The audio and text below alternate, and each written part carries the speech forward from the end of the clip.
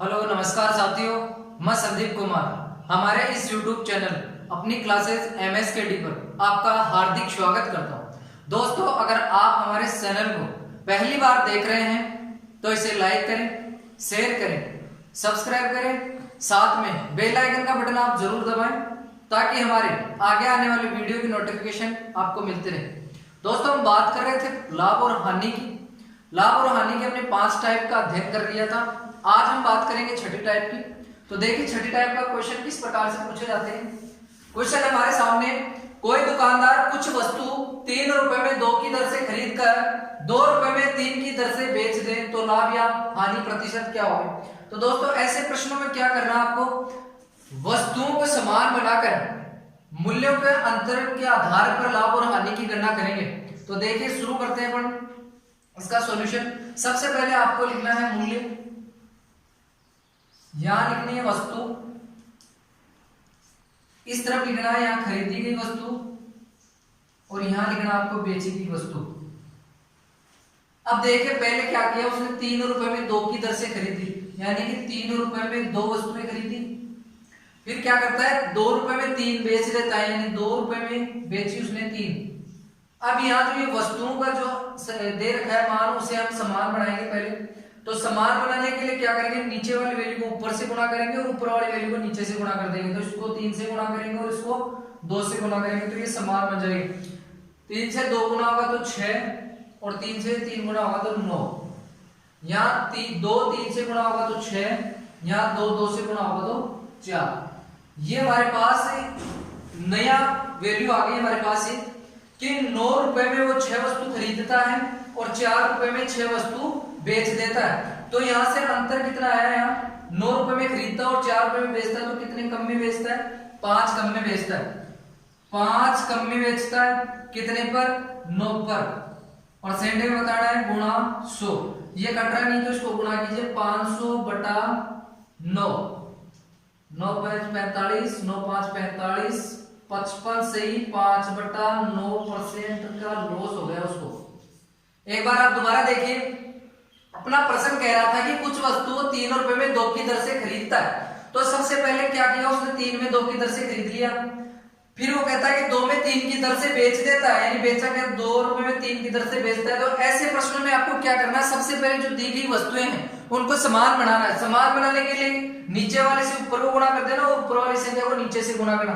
तो 3 को 2 से गुणा किया तो ये समान बन गई वस्तु हमारे पास। 3 2 से गुणा हुआ 6, 3 3 से गुणा हुआ 9, 3 2 से गुणा हुआ 6, 2 2 से गुणा हुआ 4।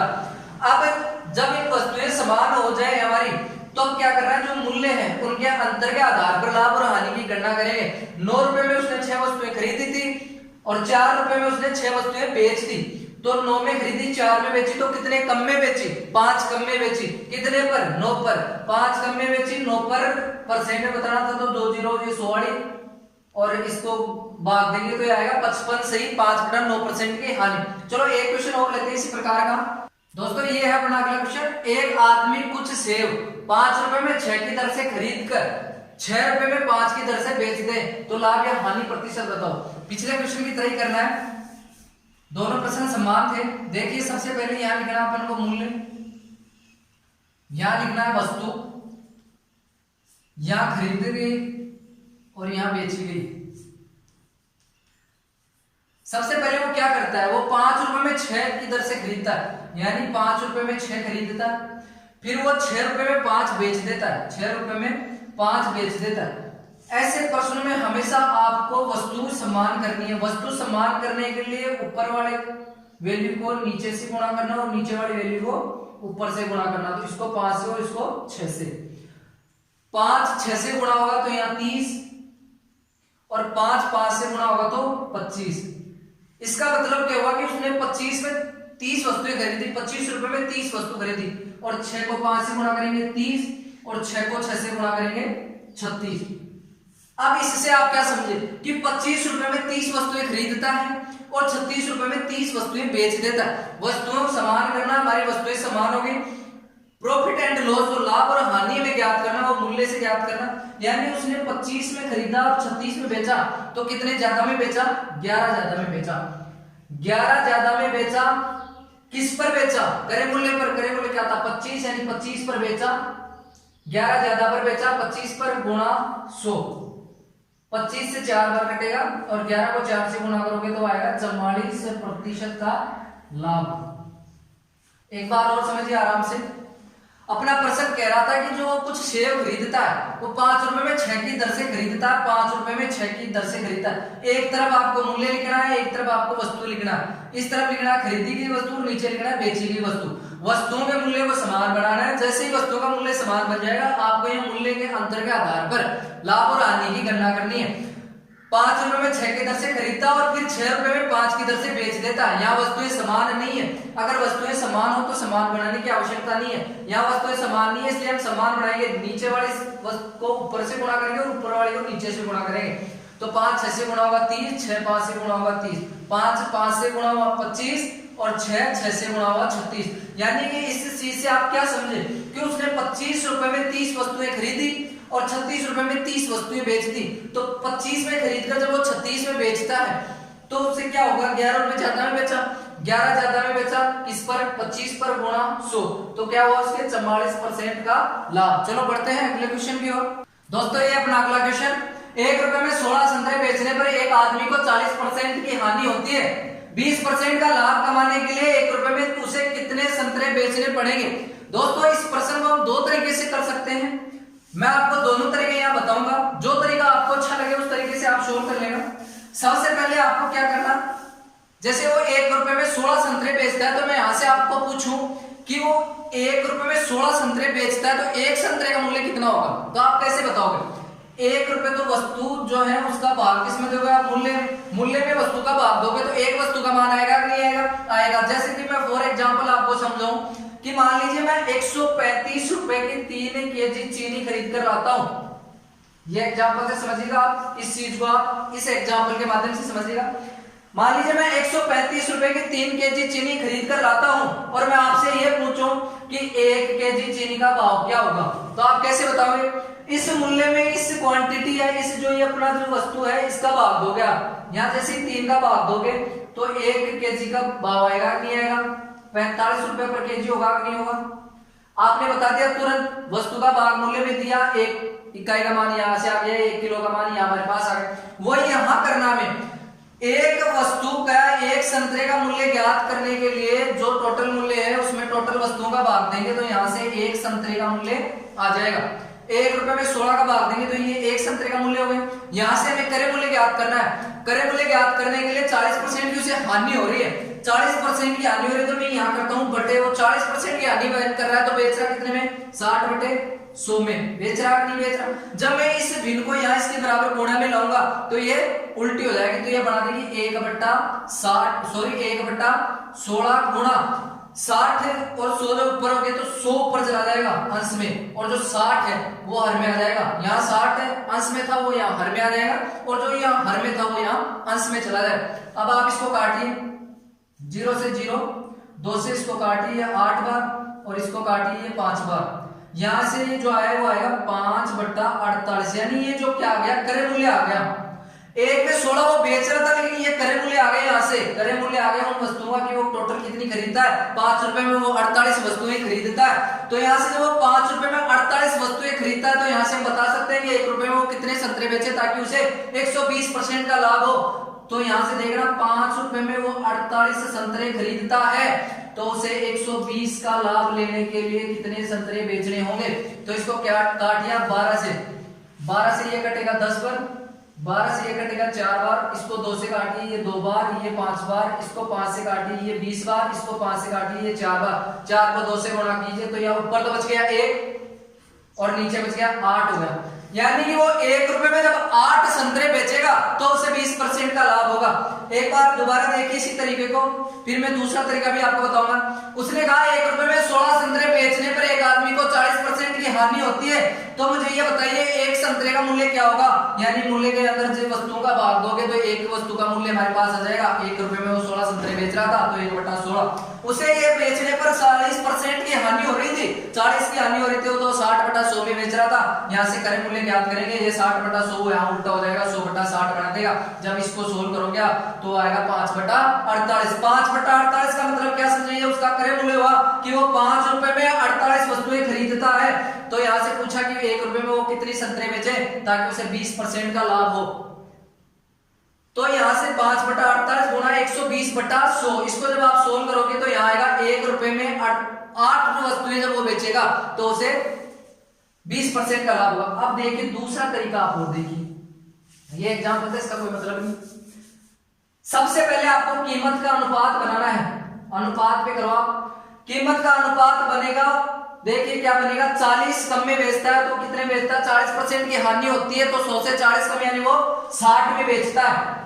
20% का या लाभ लेना चाहता है तो 100 से कितने ज्यादा में बेचेगा, वो 120 में बेचेगा कि नहीं बेचेगा, बेचेगा। यहां से जब हम अनुपात निकालेंगे तो यहां से उनका अनुपात आएगा 1/2। ये जो 1/2 आया वो कीमत का अनुपात आया। वस्तु का अनुपात ज्ञात करने के लिए क्या करोगे, कीमत के अनुपात का उल्टा वस्तु का अनुपात होता है, तो ये वस्तु का अनुपात बन गया 2/1। अब यहां से जिस इकाई का मान आपको दे रखा है उस इकाई के बराबर रख दीजिए, जिस इकाई का मान पूछा उस इकाई से गुणा कर दीजिए, आपका आंसर आएगा। यहाँ पूछा है कि 16 संतरे बेचने पर, तो ये यहाँ बेचने वाली मूल्य की 2 इकाई का मान कितना, 2 इकाई का मान यहाँ 16 है, 1 इकाई का ज्ञात करना है तो 2 का भाग देंगे 16 में तो आएगा 8। या आप मैं इस 2 को कितने से गुणा करूं कि यहाँ 16 बन जाए, तो मैं इसको 8 से गुणा करूंगा तो यहाँ 16 बन जाएगा। तो मैं इस 1 को भी जब 2 को 8 से गुणा किया तो इस 1 को भी 8 से गुणा करूंगा तो यहाँ क्या आएगा 8। अनुपातों में दोनों तरफ बराबर गुणा करते हैं, इधर अगर बराबर गुणा हुआ तो ये भी 8 से गुणा होगा। तो यहाँ क्या आया, 1 रुपए में वो 8 वस्तु बेचेगा तो उसे 20% का लाभ होगा। दोस्तों बढ़ते हैं अपने अगले क्वेश्चन की ओर। दोस्तों ये है अपना अगला क्वेश्चन। क्वेश्चन कह रहा है एक आदमी ने 25 संतरे 1 रुपए की दर से खरीदे। 1 रुपए में उसे कितने संतरे बेचने चाहिए ताकि उसे 25% का लाभ हो। तो देखिए हम दूसरे मेथड से करते हैं। पिछले क्वेश्चन में मैंने आपको 2 मेथड बताए थे, तो हम इसे दूसरे मेथड से सोल्व करेंगे। सबसे पहले कीमत का अनुपात बनाएंगे। हम यहाँ कीमत का अनुपात बनाएंगे तो देखिए क्या बनेगा, कीमत का अनुपात वो खरीद रहा है। पिछले क्वेश्चन में हमें हानि दी गई थी इसलिए हमने 100 से 40 कम लिया था। इस बार वो खरीद रहा है, वो 100% पे खरीदेगा। कोई भी वस्तु 100% पे खरीदी जाती है, 100% पे वो खरीदता है, लाभ उसे 25% चाहिए तो 100 से 25 ज्यादा है 125। इसको आप काटिए 25 से, 25 चौक 100, 25 125। ये जो कीमत का अनुपात है वो आया 4/5। वस्तु का अनुपात बनेगा वो कीमत का उल्टा होगा, कीमत का उल्टा वस्तु का अनुपात होगा, यानी यहाँ 5 और यहाँ 4 वस्तु। इससे आप क्या समझे, वो 4 रुपए में 5 वस्तु खरीदता है और 5 रुपए में 4 वस्तु बेचता है। तो देखिए यहाँ दे रखा है कि वो 25 संतरे खरीदता है, यानी 25 जो यहाँ 5 इकाई का मान है, 5 इकाई बराबर है 25, 5 इकाई बराबर 25। 1 इकाई का मान यहाँ से आएगा 5, 25 में 5 का भाग दोगे तो 1 इकाई का मान आएगा 5। पूछा 4 इकाई का 5 से गुणा करोगे तो यहाँ आएगा 20, यानी वो जब 1 रुपए में 20 संतरे बेचेगा तो उसे 25% का लाभ होगा। एक बार दोबारा देखो, सबसे पहले आपको कीमत का अनुपात बढ़ाना है। कीमत का अनुपात यानी 25 संतरे 1 रुपए की दर से खरीदता, यानी वो 100% पे खरीदता, 100% पे 25% का लाभ लेगा तो 100 से 25 ज्यादा 125 पे बेचेगा। जब इनका अनुपात बनाएंगे आप इनको 25 से काट लीजिए 4 बार और ये 5 बार। कीमत का उल्टा वस्तु का अनुपात होता है 5/4। 5 इकाई का मान यहाँ 25 दे रखा था, 1 इकाई का मान 5 आया, पूछा है 4 इकाई तो 4 को 5 से गुणा किया यानी 20, यानी वो 1 रुपए में जब 20 संतरे बेचेगा तो उसे 25% का लाभ होगा। चलो बढ़ते हैं अगले क्वेश्चन की ओर। दोस्तों अपना 5वां क्वेश्चन है, कोई दुकानदार किसी वस्तु को 20% लाभ पर तथा दूसरी वस्तु को 20% हानि पर बेचता है। यदि वह प्रत्येक वस्तु को 9600 रुपए में बेचता तो बताइए प्रत्येक वस्तु का अलग अलग क्रय मूल्य एवं पूरे सौदे में लाभ या हानि प्रतिशत ज्ञात करो जबकि विक्रय मूल्य समान हो। सबसे इंपॉर्टेंट लाइन यही है इस क्वेश्चन की, उन वस्तुओं का विक्रय मूल्य समान है दोनों वस्तुओं का। तो सबसे पहले क्या करना है, यहां क्रय मूल्य और यहां विक्रय मूल्य दी गई प्रतिशत को फ्रैक्शन में चेंज कीजिए आप। पहली वस्तु की जो दी गई परसेंट है वो 20% है। 20% का मतलब होता है 1/5 और इस वस्तु पर हो रहा था उसे लाभ। 20% का मतलब हुआ 1/5 पहली वस्तु पर लाभ। दूसरी वस्तु की बात करता है वही 20% लेकिन इस बार उसे हानि हो रही है 1/5 की यानी 5 पर 1 की। सबसे पहले ये पहली वस्तु का क्रय मूल्य 5 इकाई, 1 ज्यादा में बेचा यानी 6 इकाई में बेचा। दूसरी वस्तु का क्रय मूल्य वही 5 इकाई, एक कम में बेचा 4 इकाई में। वहां का क्वेश्चन में कहा गया लास्ट में कि दोनों वस्तुओं का विक्रय मूल्य समान हो, यहाँ हमारे विक्रय मूल्य समान नहीं है, तो आप या तो 4 को 6 से गुणा कीजिए, 6 को 4 से गुणा कीजिए, या आप इसको 2 से गुणा कर दीजिए, इसको 3 से गुणा कर दीजिए, विक्रय मूल्य समान हो जाएगा। 5 2 से गुणा होगा 10, 6 2 से गुणा होगा 12, 5 3 से गुणा होगा 15 और 5 4 3 से गुणा होगा 12। अब यहाँ जो है नया हमारे पास वही अनुपात है, इसमें विक्रय मूल्य दोनों वस्तुओं का समान हो गया। ये भी 12 इकाई में बेची जा रही है और ये भी 12 इकाई में बेची जा रही है। पहली वस्तु 10 इकाई में खरीदी गई और 12 इकाई में बेची गई तो 20% का लाभ हुआ। दूसरी वस्तु 15 इकाई में खरीदी गई और 12 इकाई में बेची गई तो उसे 20% की हानि हुई। यहाँ दे रखा है 9600 रुपए प्रत्येक वस्तु का दोनों वस्तुओं का देता तो हमें 24 इकाई के बराबर लिखते, और लेकिन यहाँ दिया प्रत्येक वस्तु का यानी 12 इकाई का मान है, 12 इकाई का मान उसने दिया, 12 इकाई बराबर 9600, तो 1 इकाई बराबर यहां से आ गया 800। अब उसने पूछा है दोनों वस्तुओं का अलग अलग क्रय मूल्य और पूरे सौदे में लाभ हानि, तो पूरे सौदे में लाभ हानि आप यहां से डायरेक्ट याद कर सकते हैं। 25 में खरीदा और 24 में बेचा, कितने कम में बेचा? 1 कम में बेचा, 1 कम में बेचा, कितने पर? 25 पर, गुणा 100, तो यहां से 25 4 पर काटेगा तो ये जो होगा उसे 4% की हानि हो जाएगी। पूरे सौदे की बात करता है तो पूरे सौदे में उसे 4% की हानि होगी। एक बार और क्वेश्चन पूछा है क्रय मूल्य बताइए दोनों वस्तु का, तो दोनों वस्तु का क्रय मूल्य, पहली वस्तु का क्रय मूल्य 8, 10 इकाई को 800 से गुणा कीजिए, यानी पहली वस्तु जो थी वो 8000 रुपए की थी, और 15 इकाई को भी आप 8 से गुणा कीजिए, 15 8 120, यानी जो दूसरी वस्तु थी वो थी 12000 रुपए की। एक बार दोबारा देखिए आप, अपना जो पर्सन कह रहा था वो कह रहा था कि कोई भी दुकानदार है एक वस्तु को तो 20% लाभ पर बेचता है, दूसरी वस्तु को 20% हानि पर बेचता है। आप क्वेश्चन को पहले इतना ही देखें। 20% लाभ का मतलब होता है 1/5, इसे आप भिन्न में चेंज कीजिए, और 20% का मतलब होता है 1/5। पहली वस्तु पर उसे 5 पर 1 का लाभ हो रहा था और दूसरी वस्तु पर 5 पर 1 की हानि हो रही थी। यानी पहली वस्तु का क्रय मूल्य 5 इकाई था, 1 का लाभ हुआ तो उसने 6 इकाई में बेचा।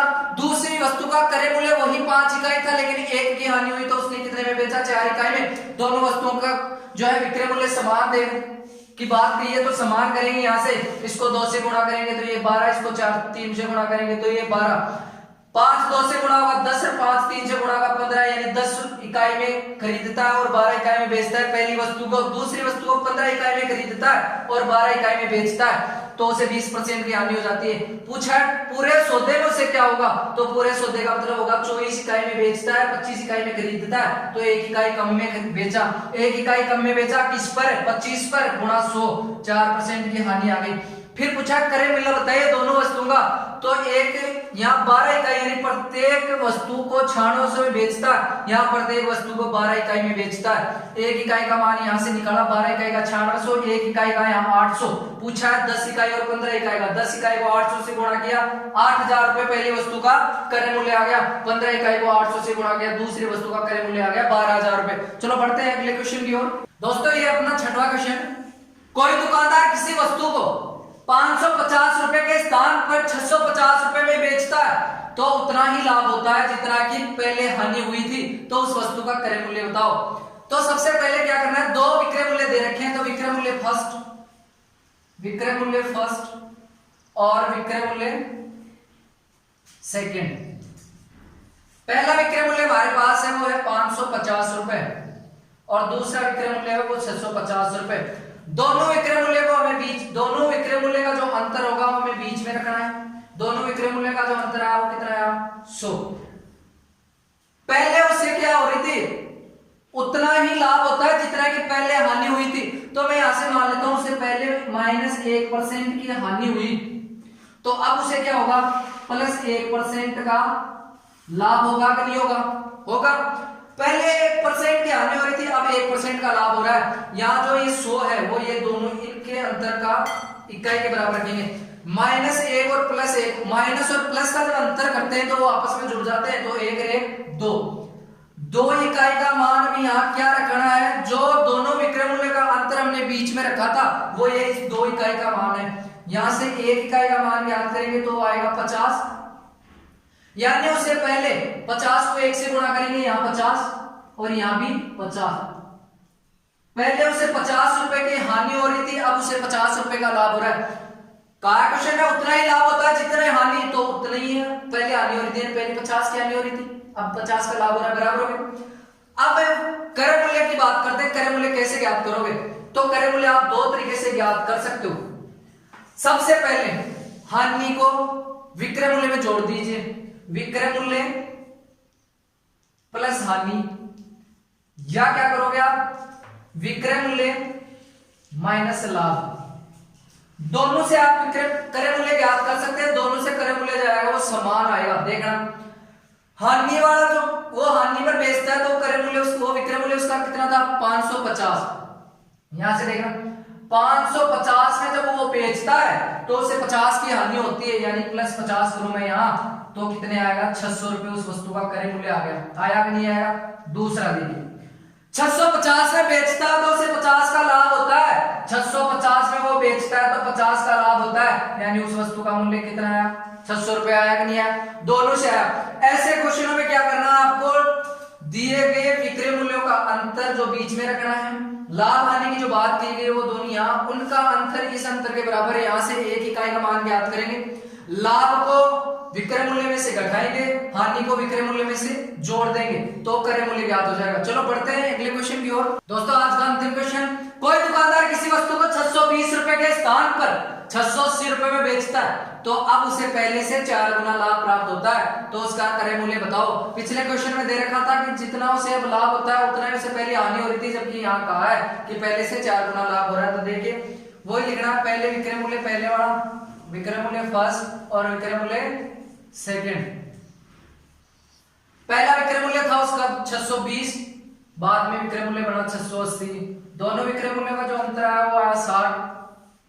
अब यहाँ क्या लिखना है, पहले से 4 गुना लाभ प्राप्त हो रहा है। अगर यहाँ प्लस 1% लाभ मिल रहा था पहले, तो अब कितना मिल रहा है, 4% लाभ मिल रहा है।